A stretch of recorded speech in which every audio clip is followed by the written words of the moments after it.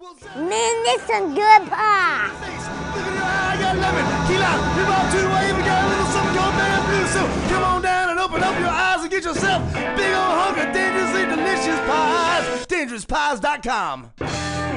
Speaking of nasty, that's what he was known for. And I don't mean nasty, our nasty, I mean nasty Conrad Dobler.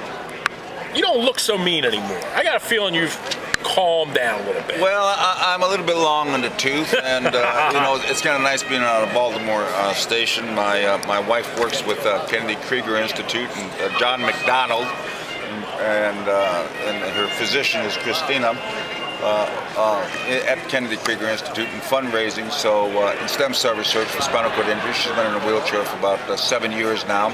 A freak accident in the backyard, and but we've been very blessed with people like Phil Mickelson, giving my daughter a scholarship to pick the college she wanted to, and like I said, she's doing a marvelous job there. And I should have a DNA test on her because she takes like 20 hours a semester and pulls like a 3.67 average. I don't know. How's that going on, right? And not only that, she's really a knockout. She's like a like a 10. So she probably got my looks and my wife's brains. Well, I'm glad you said that. And hey, listen, Conrad. Obviously, one of the big things for you, and I know Jerry is here as well. Jerry Kramer. We'll talk to him later on. We talked to Jerry last year about this issue that's going on in the NFL. I know Bruce Laird and Tom Maddie back in Baltimore have talked a lot about this in our hometown, and that is this problem going on in the NFL, which is a lot of guys like you, a lot of guys from the old days, quote unquote, not getting taken care of the way that's just fair. I don't think anybody's looking for anything above and beyond what's fair. That's all. Just treat us fair, right? Well, if you want fair, go to Sedalia, Kansas in August. That's when they have the state fair, and and fair is where they give out blue ribbons for fat pigs and hogs.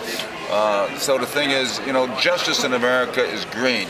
The more green you have, and the law is green. The more green you have, you can make the law read any way you want, and you'll probably get justice to go your way. So unfortunately, the NFL and the NFL unions have more money than we do. In fact, Gene Upshaw makes more money than 96% of the current players. Today. Who ever heard of an employee that you employ? The current players employ Gene Upshaw, but he makes more money than 96% of the owners.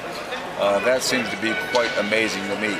But with what has happened with Phil Mickelson and with a lot of people in Kansas City that have helped my wife and I and other people throughout the country, it gives you a big responsibility to pay back. And our job with Gridiron Greats is to educate the public, but not only educate the public, but try to educate the current players, because everybody has their time to live and time to die. When your time comes, you go. Same way with professional sports, whether it be basketball, baseball, football. You have your time to play, time to leave the game.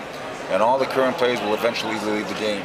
And as we did when we started the union, we fought for not only the current players, but the players in the future. And we're doing the same thing now, fighting for the players in the future, because obviously they're not fighting for them because they're getting just about everything they want. And Gene Upshaw is running it just like a political machine. The more I can do for the people that keep me in power, the longer I'll stay in power and make $7 million a year. His mind.